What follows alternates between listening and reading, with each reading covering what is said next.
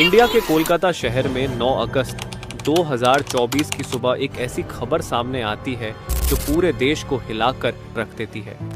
ये खबर थी एक 31 साल की महिला डॉक्टर की, जो कोलकाता के आरजिकर मेडिकल कॉलेज एंड हॉस्पिटल में अपनी ट्रेनिंग कर रही थी। हॉस्पिटल जैसे सुरक्षित माने जाने वाले जगह पर इस महिला डॉक्टर का मर्डर एंड रेप होना काफी चौंकाने वाला था। इस घटना का खुलासा तब हुआ जब डॉक्टर के डेथ बॉडी का पोस्टमार्टम किया गया। इस रिपोर्ट ने लोगों की रूह तक को हिला दिया, क्योंकि यह मामला सिर्फ एक मर्डर का नहीं था, बल्कि इससे कहीं ज्यादा खौफनाक केस था। पोस्टमार्टम रिपोर्ट में खुलासा हुआ कि उस डॉक्टर की हत्या गला घोंटकर की गई थी, इतनी ताकत से कि उनका थायराइड कार्टिलेज तक टूट गया था। इस हत्या के पहले डॉक्टर ने अपनी जान बचाने के लिए कोशिश किया था। इसका सबूत उनके शरीर पर मिले कई निशानों से मिला। सबसे डरावना सच तब सामने आया जब डॉक्टर के प्राइवेट पार्ट्स पर घावों के निशान पाए गए। इससे साफ हुआ कि यह सिर्फ मर्डर का मामला नहीं था, बल्कि ये रेप के बाद किया गया एक खौफनाक हत्याकांड था। हॉस्पिटल के परिसर में इतनी बड़ी घटना हो जाती है और किसी को कान खबर तक नहीं होती। क्या उस रात कुछ ऐसा हुआ था जिसे जानकर आप गुस्से से बौखला जाओगे? क्या वहां कोई और था जिसने इस क्रूर घटना को अंजाम दिया? और अगर था तो आखिर कौन था? इन्हीं सवालों के जवाब खोजते हुए हम आज की इस वीडियो में आपको बताएंगे कि आखिर क्या हुआ था उस रात इस मेडिकल कॉलेज के शांत माने जाने वाले परिसर में। जब आपको सच का सामना होगा तो यकीन मानिए आपके भी रोंगटे खड़े हो जाएंगे। Guys, before starting this video let me tell you कि मैं यहाँ पर उन फीमेल डॉक्टर को श्रुति नाम से रेफर करने वाला हूँ, एंड ये उनका रियल नेम नहीं है। सो कंफ्यूज मत होना। श्रुति एक जूनियर डॉक्टर जो कि कोलकाता के आरजिकर मेडिकल कॉलेज एंड हॉस्पिटल से अपनी डॉक्टर की ट्रेनिंग ले रही थी 8 अगस्त 2024 को। और दिन की तरह श्रुति अपनी नाइट शिफ्ट पर होती है और वह अपनी जॉब कर रही होती है। तभी रात के 11 बजे उन्हें अपनी मदर का फोन आता है, जैसे कि हर दिन आता था, क्योंकि पेरेंट्स को तो अपने बच्चों की चिंता हमेशा होती है। श्रुति की मदर उनसे पूछती है कि क्या तुमने खाना खा लिया और तबीयत वगैरह तो ठीक है तुम्हारी? जिसके रिप्लाई में श्रुति बोलती है कि उन कलीग्स के साथ बैठकर खाना खाएंगे।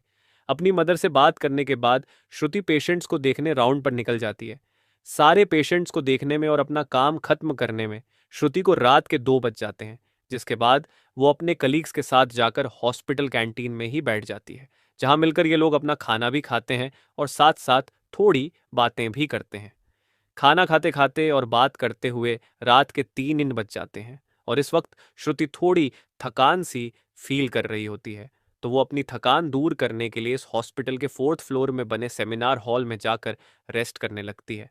श्रुति के रेस्ट करते करते सुबह के 7:30 बज जाते हैं, पर वो तब भी इस सेमिनार हॉल से बाहर नहीं आती, जो कि काफ़ी ज़्यादा अनयूजुअल था, क्योंकि श्रुति कभी भी आधे 1 घंटे से ज़्यादा का ब्रेक नहीं लेती थी।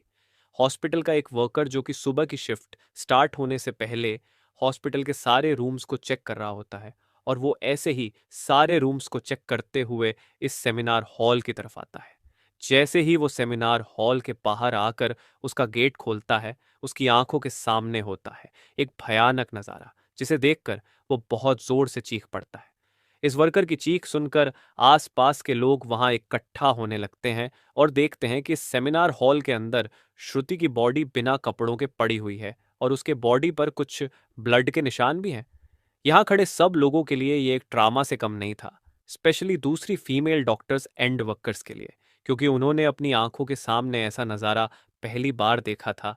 वो भी हॉस्पिटल प्रेमिसेस के अंदर श्रुति की बॉडी को देखकर आसपास खड़े सारे लोग उसे एक स्ट्रेचर पर लेटते हैं और इमरजेंसी रूम में लेकर जाते हैं ताकि डॉक्टर्स उसकी कुछ हेल्प कर सकें। काफ़ी देर तक डॉक्टर्स के स्ट्रगल करने के बाद भी एट द एंड श्रुति कुछ घंटों के बाद अपना दम तोड़ देती है। हॉस्पिटल में कुछ लोग थे जो कि इस मर्डर एंड रेप केस को एक नॉर्मल केस जैसा दिखाने की कोशिश कर रहे थे, जस्ट बिकॉज कि वो इस हॉस्पिटल का नाम बचा सके। बट जब पोस्टमार्टम रिपोर्ट्स आती हैं तो सब दूध का दूध और पानी का पानी हो जाता है।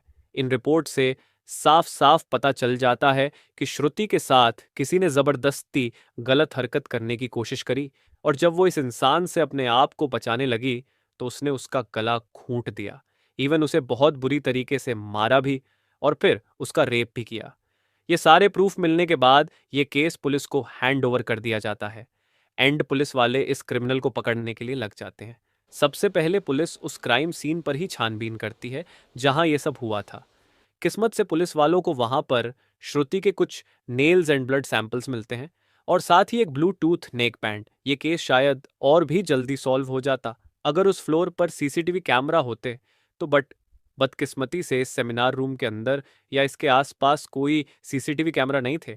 लेकिन जिस रास्ते से इस फ्लोर पर एंटर करा जाता था वहां पर कुछ सीसीटीवी कैमरा थे। पुलिस वाले इन सीसीटीवी कैमरा में सुबह के 3 बजे से 8 बजे के बीच की रिकॉर्डिंग चेक करते हैं कि इतने टाइम के बीच कितने लोग इस फ्लोर पर आए और गए थे। इन सीसीटीवी फुटेजेस को चेक करने के बाद ये पता चलता है कि टोटल 6 लोग इस फ्लोर पर आए और गए थे। ये पता लगने के बाद पुलिस वाले एक एक करके इन 6 लोगों को पूछताछ के लिए बुलाते हैं कि वो लोग वहां पर उस टाइम क्या कर रहे थे। और इन लोगों को इस बीच यहाँ कुछ भी अजीब दिखा कि नहीं, इन लोगों से पूछताछ के दौरान पुलिस वाले उनके फ़ोन का ब्लूटूथ भी ऑन करके चेक करते हैं कि जो ब्लूटूथ हेडसेट उन्हें मिला था वो इनमें से किसका था। क्योंकि आपको पता होगा ही कि एक बार अगर आप किसी ब्लूटूथ डिवाइस से अपना फ़ोन पेयर करते हो तो अगली बार वो उससे ईजिली कनेक्ट हो जाता है। और फाइनली पुलिस वालों की ये ट्रिक काम भी आती है क्योंकि ये ब्लूटूथ नेकबैंड इन 6 लोगों में से एक आदमी के फ़ोन से कनेक्ट हो जाता है जिसका नाम था संजय रॉय, जो कि एक सिविल वॉलंटियर था। सिविल वॉलंटियर वो लोग होते हैं जो कि पुलिस के अंडर काम करते हैं और उनकी हेल्प करते हैं छोटे मोटे कामों को मैनेज करने में। लाइक आपने बहुत सारे फेस्टिवल्स अनऑथराइज्ड पार्किंग या भीड़ भाड़ वाले एरिया में देखा होगा कि कुछ ब्लू कलर की यूनिफॉर्म्स पहनकर ऑफिसर्स खड़े रहते हैं जिनका काम होता है कि विदाउट एनी रीजन कहीं पर भी ज्यादा क्राउड इकट्ठा ना हो। तो अब पुलिस वालों को अपना पहला कातिल मिल चुका था जिसके बाद वो संजय रॉय से और गुस्से से पेश आने लगते हैं। बट संजय पुलिस वालों की किसी बात का भी जवाब नहीं दे रहा होता क्योंकि वो काफी ज्यादा नशे की हालत में था। इस बीच पुलिस वाले संजय का फोन भी चेक करते हैं जिसमें उन्हें भर भर के पोर्नोग्राफिक कंटेंट मिलता है जिससे उनका शक यकीन में बदल चुका था कि संजय ही श्रुति के मर्डर का मेन कल्प्रीट है। इसके बाद पुलिस वाले संजय रॉय को और ज्यादा डराने लगते हैं एंड फाइनली वो डर कर अपना गुनाह कबूल भी कर लेता है कि उसने ही श्रुति को मारा है और उसका रेप किया है। यह पता लगते ही कुछ पुलिस वाले और प्रूफ्स कलेक्ट करने संजय रॉय के घर जाते हैं जहां पर उन्हें एक शू मिलता है जिसके ऊपर कुछ खून जैसे ही धब्बे थे। तो पुलिस वाले उसका सैंपल कलेक्ट कर लेते हैं। थोड़ी और तलाशी लेने पर पुलिस वालों को संजय के घर के बाहर कुछ कपड़े सूखते हुए दिखते हैं और ये वही कपड़े थे जो कि उस दिन संजय ने पहने थे क्योंकि ये सब सीसीटीवी कैमरा में कैप्चर हो गया था जिससे जाहिर था कि संजय ये प्रूफ मिटाने की भी कोशिश कर रहा था। बट जब संजय को पूछताछ के लिए पुलिस स्टेशन में लाया गया था उस वक्त वो काफी ज्यादा नशे की हालत में था। तो क्या वो ये सब बस इसलिए कर रहा था ताकि उसे कम सजा मिले, जस्ट बिकॉज वो उस वक्त नशे में था। बाद में जब पुलिस वाले उस शू पर लगे ब्लड सैंपल्स को चेक करवाते हैं तो वो भी श्रुति के ब्लड से मैच हो जाता है which was a solid proof against him. इन सारी रिपोर्ट्स एंड डिटेल्स को एक साथ कंबाइन करके पुलिस वालों को पता चलता है कि उस रात संजय रॉय काफी ज्यादा नशे की हालत में था और वो रात के 11 बजे हॉस्पिटल में एंटर करता है। संजय अक्सर उस हॉस्पिटल में नाइट शिफ्ट किया करता था तो उसे यहाँ की काफी अच्छी नॉलेज भी थी कि कहाँ पर कैमरा है और कहाँ पर नहीं। तो वो आराम से इस हॉस्पिटल के 4th फ्लोर पर जाकर बैठ जाता है क्योंकि वो नहीं चाहता था कि कोई उसे ज्यादा नशे की हालत में देखे, वरना वो अपनी जॉब से हाथ धो सकता था। 4th फ्लोर पर आते ही वो अपना आराम से सो जाता है। जब उसकी आंख खुलती है तब तक सुबह के 3 बज चुके थे। तभी संजय की नजर श्रुति पर पड़ती है जो कि रेस्ट करने सेमिनार हॉल में जा रही थी। श्रुति को अकेला देखकर संजय के इरादे बिगड़ने लगते हैं। वो पहले काफी देर तक इस फ्लोर के चक्कर लगाने लगता है ये कंफर्म करने के लिए कि कोई यहां पर ज्यादा आ तो नहीं रहा। जब उसे लगता है कि हाँ उसका रास्ता साफ है तो वो 4 बजे सेमिनार हॉल के अंदर एंटर करता है और फिर वहां से 4:45 पर बाहर आता है।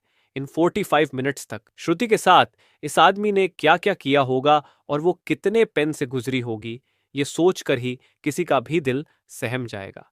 स्पेशली श्रुति के पेरेंट्स जिन्होंने इतनी उम्मीद से और सेक्रीफाइसेस करके अपनी बच्ची को डॉक्टर बनने भेजा था एंड श्रुति अपने पेरेंट्स की अकेली बेटी थी तो उनके लिए तो ये किसी सदमे से कम नहीं होगा।